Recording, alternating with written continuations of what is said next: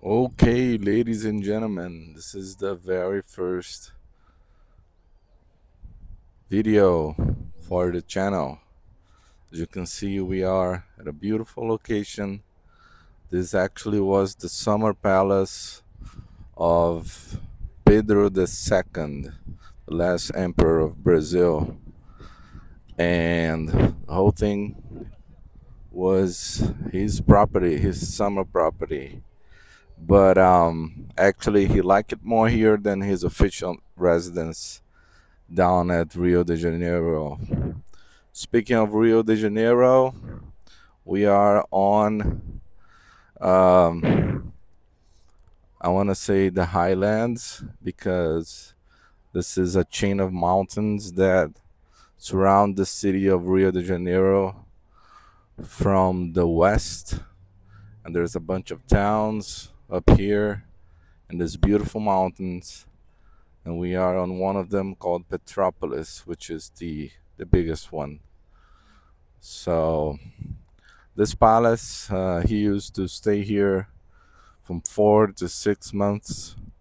So yeah, he spent a lot of time here, mainly because the temperature here is much more tolerable than it is on in Rio.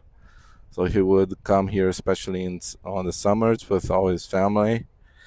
But then, as he got older, he decided to spend more and more time here, even staying 8 months of the year. And the temperature here is subtropical. It's quite tolerable. Pleasure temperatures all around the year. The summer can get to 28, 29 Celsius, but nothing compared to the 40, 45 that it can reach back down in Rio. So, and in the winter, it can get pretty cold, uh, maybe reach about 5 or 10 Celsius. So the climate here, I think it reminded him of his homeland of Portugal, which has a similar Mediterranean climate, which is what you would feel here. It's not very humid, while Rio de Janeiro is extremely humid because it's right on the coast, which is not the case here. So as you can see, beautiful gardens, very well kept. At least when he was deposed by a coup from the military did offer him exile instead of like the French just going and killing everyone. So he did go into exile. When the revolution came, he didn't even want to fight it. He said, "Okay, fuck it. You can run the country. I don't care."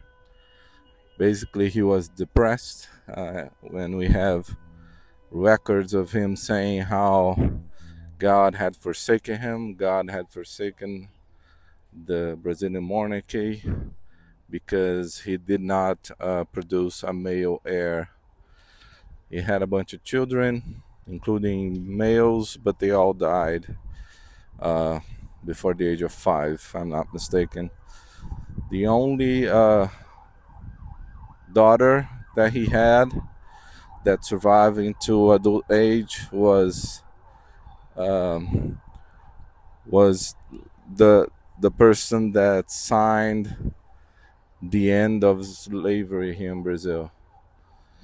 She was called Isabel, Princess Isabel, and she's quite a prominent figure in Brazil's history.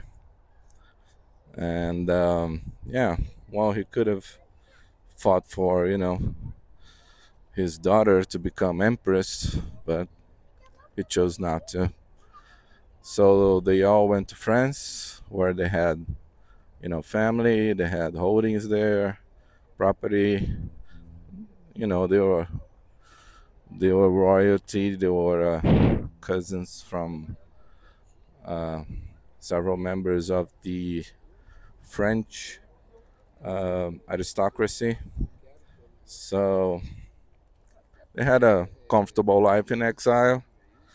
But when they died, it was his last wish that he would come to Brazil one last time. So actually, they brought him, his daughter, Princess Isabel, and both their significant others here, and they're buried not very far from here, about 300 meters in a beautiful Gothic cathedral that we have.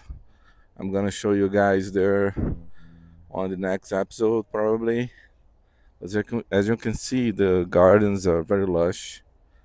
It's it was designed for him by him, and it was designed as a place for him and his family to chill, children to play, and it's kept pretty much like it was, the same vegetation, the same layout. So it's not imagined to, you know, see a bunch of ladies here with their 19th century huge dresses and the gentleman next to them wearing tuxedos in the sun, children playing.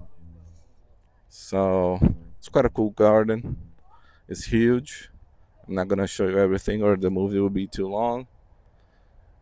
And it has this beautiful, like Roman inspired statues.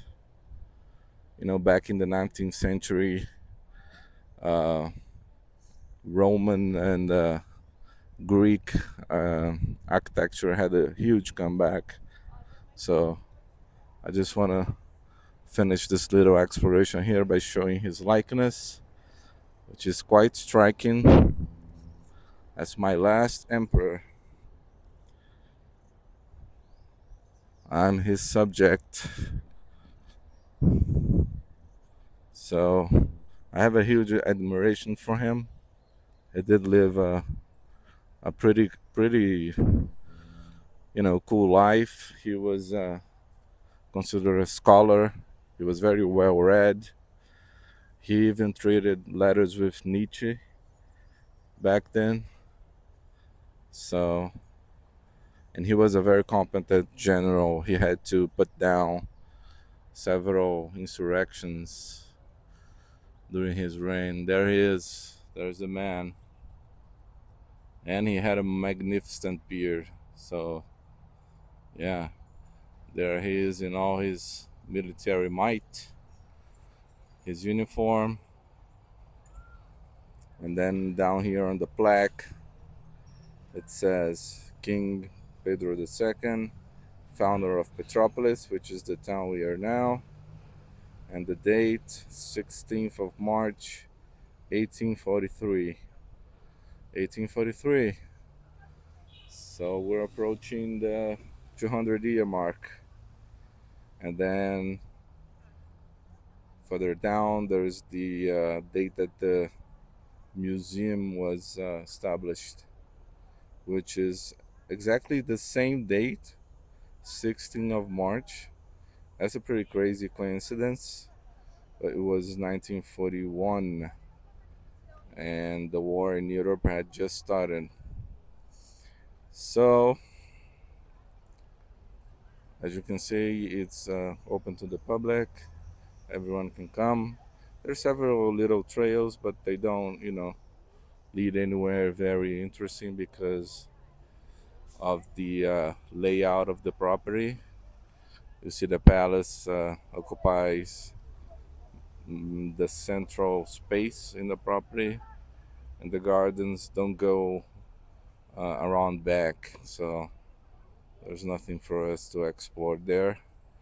I just wanted to start this video with a little history, and there's a lot of things to discover on this chain of mountains. A lot of trails, a lot of waterfalls, a lot of abandoned places. So this is what the channel is going to be. It's going to be focused on urban exploration, hiking, and it's going to be raw footage, um, without any editing, just me talking to you guys. Um, I'll do a face reveal if the channel, you know, if anyone cares about the channel at all. I'll do a face reveal if I get like 100 subscribers or something. Um, and yeah, most of these channels are in Portuguese, so I'm doing this for, you know, uh, everyone that speaks English can know a little bit more about what happens inland Brazil, because all you guys get is the story of Rio and São Paulo. So I wanted to give you guys a little taste of what it is living in the Brazilian highlands in Rio, surrounded by this amazing Atlantic forest, surrounded by some pretty amazing sights that I'm gonna show.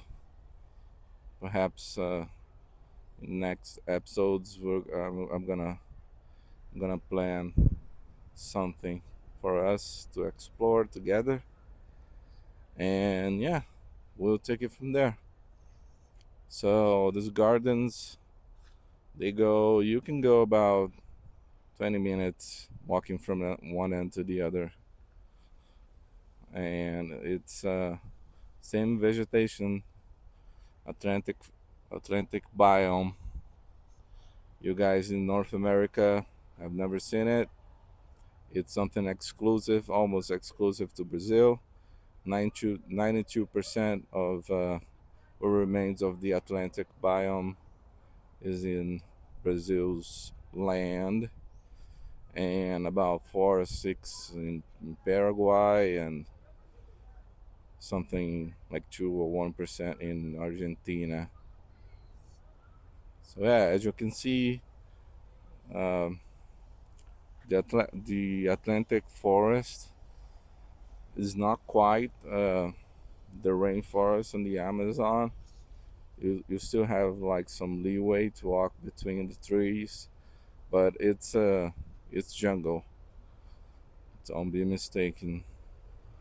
You have a bad time going into heavily wooded Atlantic forest area because they are jungles. In that regard, they are very similar to the rainforest. So it's not like, you know, the pine trees that you guys have up there in North America and Canada that you can go off trail inside the forest. It's not so much the case here because it's like thick jungle. All right, so yeah, hope you guys had a little taste. Hope you guys were entertained by this little Brazilian history. And comment down below if you guys knew Brazil used to be an empire. And yeah, we used to kick ass back in the 19th century. We had one of the strongest navies. Unfortunately, since it was declared a republic, we faded into the third world of nothing. But we're still here trying to survive. I'll catch you guys later. See you.